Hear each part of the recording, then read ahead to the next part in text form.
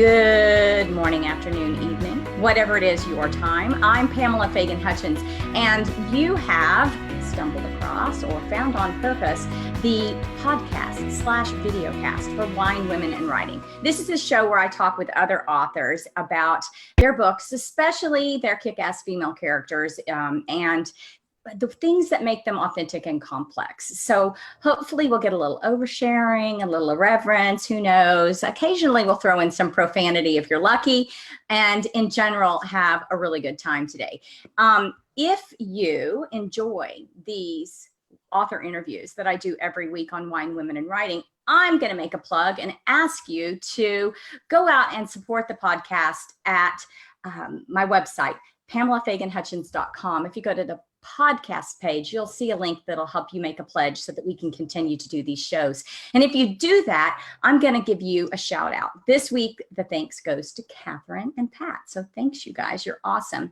I write the USA Today best-selling and Silver Falchion Best Mystery winning series, What Doesn't Kill You. So you can learn more about those novels out on my website as well, and even link to subscribe to the podcast where it will be free and automatic right to your own device. So the Where's Waldo and What's in Her Cup series continues with this week. I'm in my parents' barn dominium, literally barn dominium. I just had to turn off the window unit air conditioner so you guys could hear me instead of one of our other houses. So in tiny De Leon, Texas, drinking a little bone broth with kyolic and apple cider vinegar. And that's because I'm all about the healthy drink, right?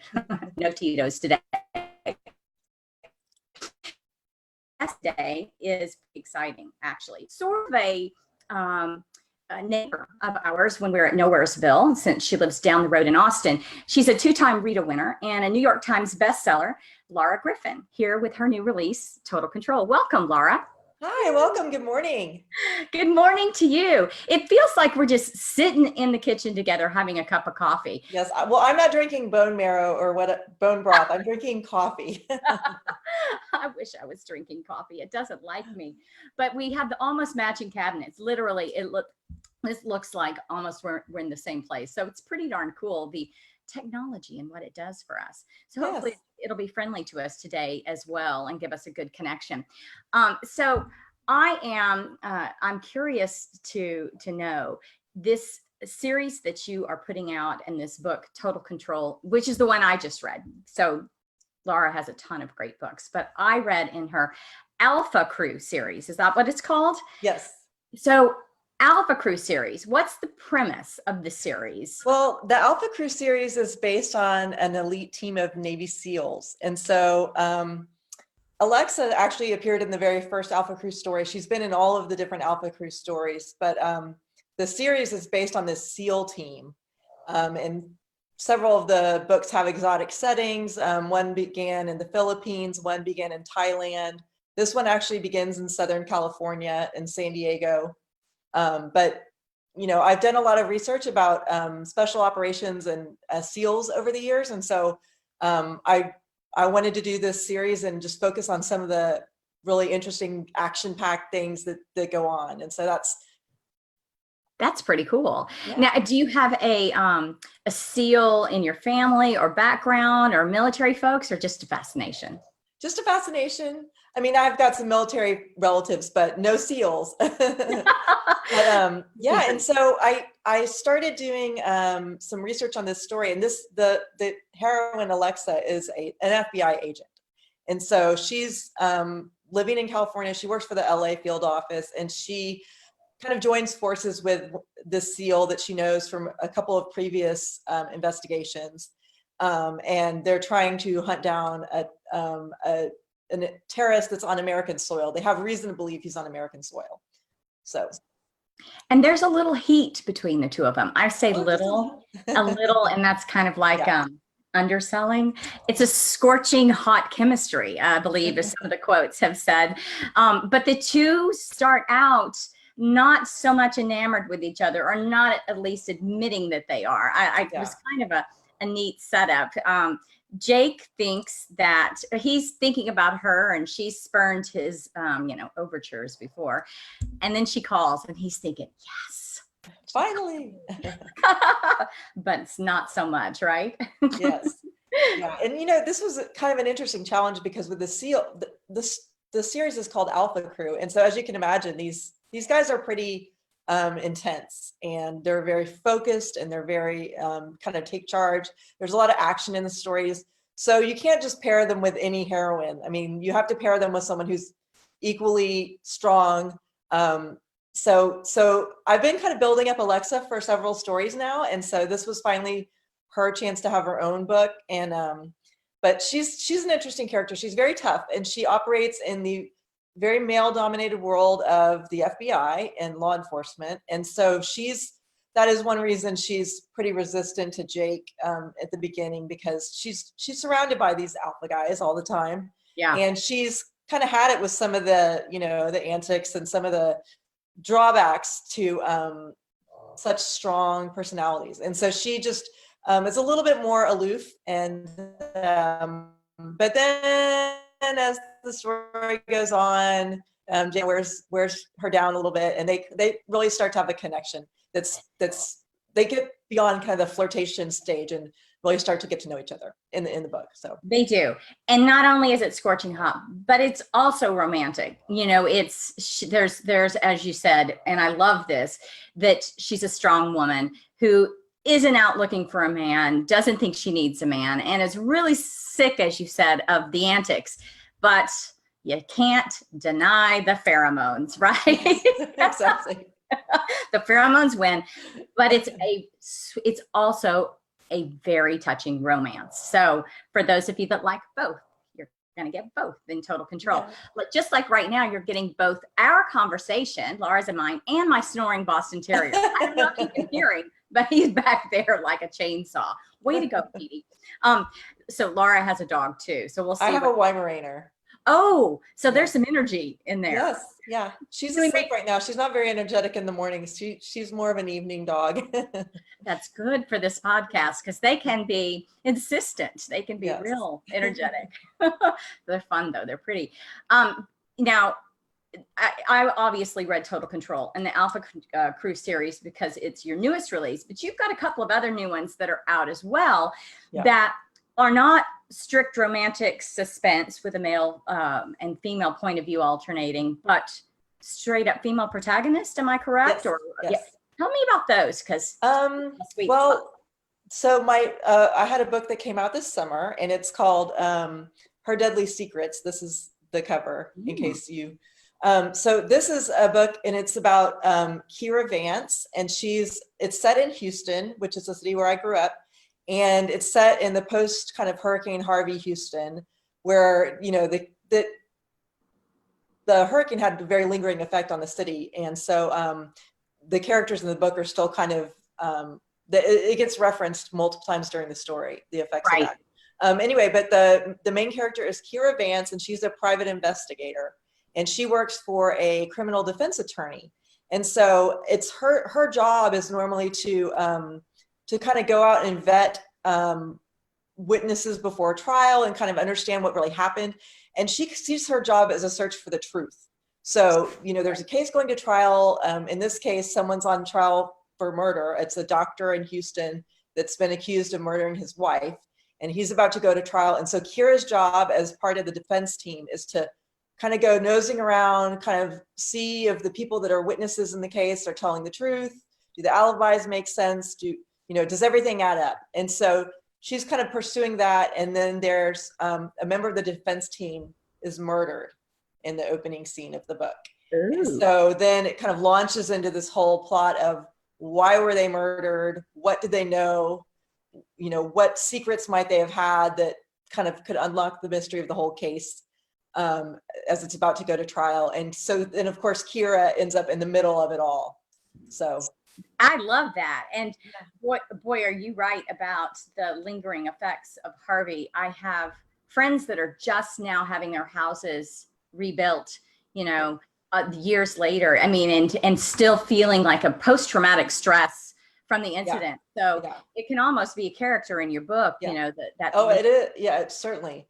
And I grew up near Buffalo Bayou, which is one of the the bayous that flooded in West Houston. And so my parents lived there for 38 years, and they were going to ride out the storm like everybody else. They'd been through Alicia and all these other hurricanes and tropical storms without any flooding, and their home flooded, and they were evacuated in kayaks. Oh my God.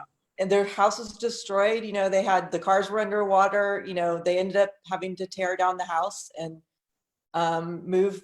You know, now they live in a different house. They moved last year. So, but it's definitely not just the people in those flooded neighborhoods, but it affected the whole city.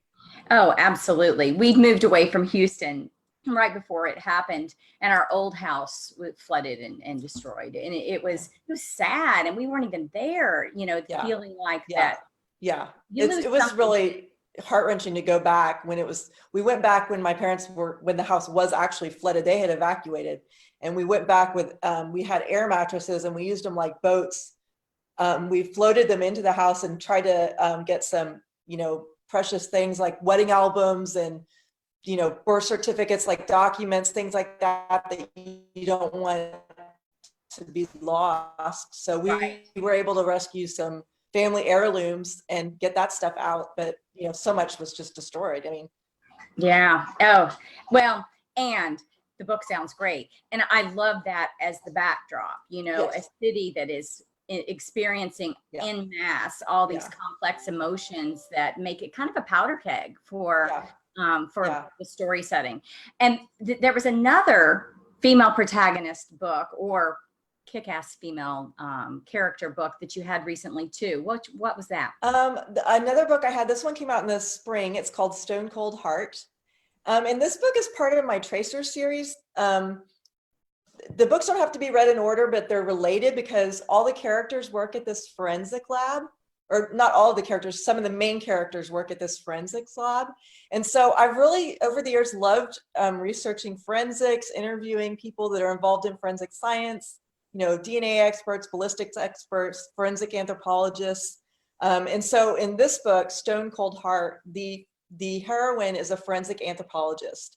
So she's a bone expert. And so she is brought into these, a case of, you know, they find skeletal remains or decomposed remains, and she's brought in to determine, first of all, was it a homicide? And then kind of unravel the mystery of what happened.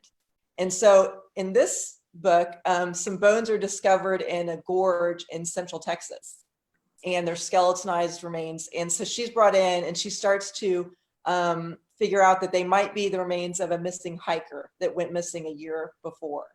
And so it's just about kind of her piecing that together, and she's working with a local police detective to try and understand what happened. Now, are either of these books romantic, or so they also have a little of your trademark, some sizzle, a little? Yes, they do. And I find that because for me, I really love the mystery and I love the action sequences, but I also love to kind of bring it back to the relationship that's going on in the story.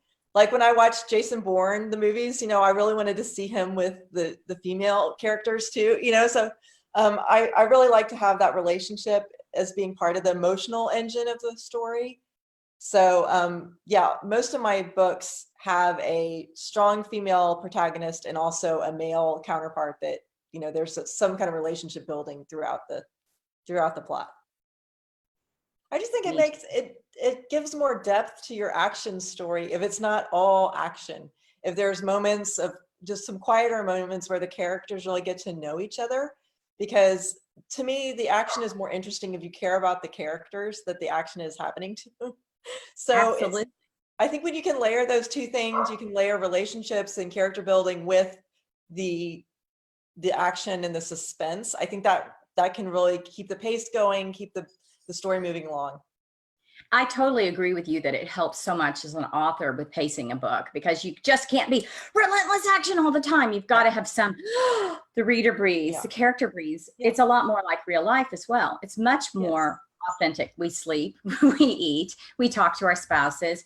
And in addition, I find that, you know, no matter how crazy my life gets, I don't quit having a relationship with my husband and kids and friends just because things got busy. They're still there.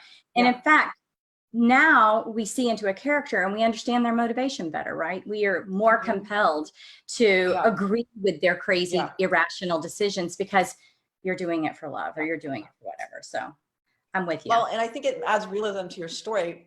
You know, your characters have multidimensional lives. There's many things going on at once, family relationships, professional relationships, you know, they're juggling things. I mean, every woman that I know is juggling multiple things at one time. So I think it's more realistic when that's happening in your characters' lives as well. So does that happen in your life? Do you find that you're juggling a whole lot at once? Absolutely. You know, I'm a mom, a wife, a daughter, there's always a million things happening. And in the meantime, writing a book. Exactly. And supposedly with your complete focus, right? Exactly. Pulled in a million directions. So just like with our kids, our books somewhat become our babies. Do you have a favorite child out of your series or your books? It's usually the one I'm writing at the moment. That's because good. I'm so absorbed in it, but I get so involved in each story. So I just love that. That's part of the joy of writing to me, is to just get really immersed and to really get into the characters and what they do. And I have a background in journalism. So one of my favorite things to do is to interview people before I start writing that have the jobs of the people I'm writing about. So for example, in the story Stone Cold Heart, and it's about a forensic anthropologist. So I interviewed some forensic anthropologists to kind of find out what they do and see the laboratories where they work and kind of get a sense of their job and the kind of the stresses of that job, and also some of the real life details that make it more realistic. So, whenever I can, I like to interview people in those different professions so that I can kind of bring in those details and anecdotes, kind of crazy, zany things that might have happened. It just kind of brings the story to life more. And it brings the story to life. And, we're supposed to be having fun while we write these books too. That's fun. It is. I love to do field trips, to me, writing is not as fun if you sit in the chair all the time. You need to get out, meet people, see new places, see new settings. And so that's really what I love to do. So I think that it gives so much more authenticity if your book is based upon things that you've lived or that you've discussed. Do you picture them, the people that you've interviewed, do you picture them as you're writing? Do they get in your head? In fact, for when I was writing Alexa Mays for the FBI agent, I was picturing this police officer that I met. I was doing a tour of the LAPD training facility in Los Angeles where they train all their people. And I got to meet this woman who's on their SWAT team. And she's very petite. She was a petite woman. And, the SWAT team is filled with all these huge guys, and she's really small. And I asked her, what is it like to be, a woman on a SWAT team, with so many men? And I said, well, how many, what percent of the SWAT team is female? And she said, my percent. And I said, what do you mean? She said, I'm the only one. That's it. So I hope at this point there's more, I'm sure that they're making progress in that way, but it amazes me, there's so many women in law enforcement that are really one of, they're kind of out there, and it's definitely a male dominated profession. And so it's interesting to me when you get to interview people, what kind of challenges does that pose? If you're surrounded by, men in your career, and how do you navigate that? And sometimes it's got good things and bad things about it, but it's definitely interesting. Yeah. And to think about, it's not just a gender thing with her, it's physical size. And there are some advantages to being smaller with a group of very large people, but it's hard to be quite as physically strong if you're smaller. And how do you compensate? Because you have to. In fact, this one woman on the SWAT team was telling me that she uses it to her advantage. They like to send her into the tight spaces. Like if they need to send someone into a crawl space in order to plant a camera or a microphone so that they can understand a hostage situation or something like that, she's perfect because she's petite. So, it can be an advantage. Yeah, unless you're really scared of enclosed spaces, and then you're in trouble. But truly, there are situations where you don't need a big old burly guy, or it just screams SWAT team when you see the big old burly guys coming, and you can be a little bit more covert by having some provides diversity in your team. So Yeah. that's pretty cool. So every book is your favorite then, whichever protagonist you've most recently done prep interviews for is probably the one that you're thinking about. Do you find that your books impact your life as well, that you become the character, that you get into the scenes and can't get them out of your head, and that your family's like, I definitely get into the scenes, but when I write, I do a lot of writing about, law enforcement characters, people that deal with forensic science. And so, for example, I did a book a few years ago called Deep Dark, and the heroine was a cyber detective. So she was somebody who would go on the dark web and find, internet predators. And so she was basically a white hat hacker. She has all the technical skills to find these people kind of lurking on the dark web and work with law enforcement to try and apprehend them. So she had all these great skills and everything. In order to research her, I went down to San Antonio and I interviewed some members of the FBI's cyber crimes team. And man, that was really tough because they spend their day just really tracking down some real dirtbags. That are, exploiting children. And it's just, I basically came home just kind of shell shocked and just wanting to confiscate every cell phone in the house. And, my kids are never getting online again. Sometimes you kind of get an overdose of reality and you just get paranoid. And so I'm sure my kids would tell you that I'm kind of one of those like real, hovering kind of like, I'm always worried about safety and things like that. But I write about murderers and crimes and criminals all the time. So I guess I'm a little more tuned in than the average. You really know that the bad guys are real, the monsters are real out there, and that you just can't tell looking around a room at the people around you. There's no one in my room right now as I look around, but if there were, they're looking around the room at the people around you, that some of them aren't what they appear to be. It's the predator next door, the person that you think is so, innocuous that turns out to be. I had a stalker a few years ago and it turned out to be a neighbor. And, it literally is the people next door, right? You just don't know. Or, the ultimate end in the trust issues, it's a person in your house and you just don't know.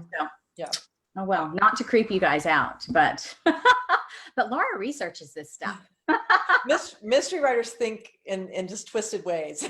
Exactly. My husband and I will be out shopping and I'll be like, this would be a perfect murder weapon, and like be grabbing things off the shelf. Like, would you keep it down? Because people they don't understand that you're in the middle of a book and that you're just really going, oh, it's just what I needed, But, some of the stuff that you Google on the internet is I know, I'm sure we're all being tracked, but it's for a good cause, right? Entertainment. We're entertaining.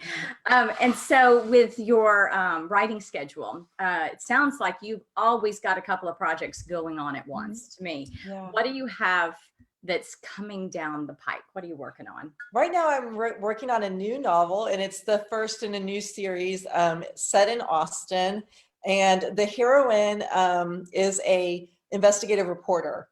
And she covers the crime beat when she's not working on a big feature, and she's covering the crime beat, and she is covering a murder. She covers a murder that happens in Austin. The story is set in Austin, and it's a lot more complicated than it first appears. And so the book is basically her trying to figure out what really happened. It seems like a typical, mugging gone wrong type of a thing, but that's not what it is at all. And so she's working on trying to figure out what really happened. And then the lead detective on the case is also trying to figure it out too. So there's conflict between them because of course he's not going to reveal everything he knows to a reporter, and she's not, gonna let him off the hook with giving her true information. So there's some embedded conflict in that relationship. I love the embedded conflict that's inherent between those types of roles in the book, and the sexual tension, I'm sure, will be there. But now, are we getting a little bit closer to a protagonist that's more like the real Laura by going to an investigative reporter with your background in journalism? It is interesting. So the very first book that I ever wrote was about a reporter, and I wrote, they say write what you know, and when I was just beginning my career, this was about 15 years ago, I just started writing this reporter who stumbles across kind of this murder mystery, and so that story happened like 15 years ago. And then I haven't written a reporter since that, and then this new series starts out with this investigative reporter. So I'm kind of coming full circle back to that profession. Is it a romantic suspense side-by-side book, or is it a female protagonist led, it's I would say it leans a little more towards suspense. There is a romance in the book, but I think it's a little bit more suspense driven in this case. Mm-hmm. So do you see that this particular investigative reporter character is going to be your anchor to the series, or are you going to rotate out some roles? Or I think I'm going to, what I like to do is spotlight a different character in each book, because I read series all the time, and I love it when I can pick up any book in a series and catch on to what's going on. If you have to read them in chronological order, it can get kind of tricky. And you never know if you're reading them in the right order. Am I reading out of order? Also, I grew up going to libraries, and it's really frustrating when you're checking books out of the library and you're on book 3, but it's checked out, or book 4 is checked out, and then you have to jump ahead to 6 or 7. And then you go to another author and you forget to come back and finish this one, and just all kinds of. So I have quite a few series, and each book in the series stands alone. You can pick it up out of order. And the whole, if there's a romance plot, if there's a suspense plot, it starts and ends in that story. So what usually connects my series is maybe they all work for the forensics lab, or they all work on the same police department, or maybe they're sisters or something.